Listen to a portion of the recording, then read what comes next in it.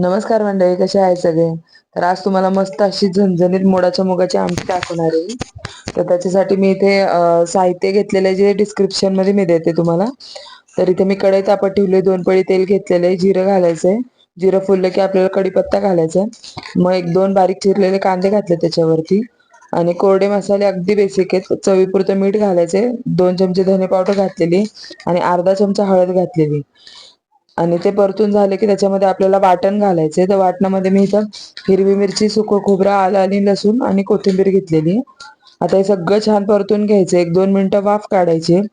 आणि मुगाला सगळा मसाला व्यवस्थित कोट झाला की त्याच्यामध्ये आपल्याला गरजेनुसार पाणी घालायचं आणि 10 मिनिटं मंद आचेवर शिजू द्यायचे. तर अशा पद्धतीने मस्त अशी झणझणीत आमटी तुम्ही बनवू शकता. आणि ही आमटी तुम्ही भाकरी सोबत किंवा भातासोबत एन्जॉय करू शकता. तर रेसिपी आवडली असेल तर प्लीज नक्की लाईक करा. पुन्हा भेटूयात असेच एखाद्या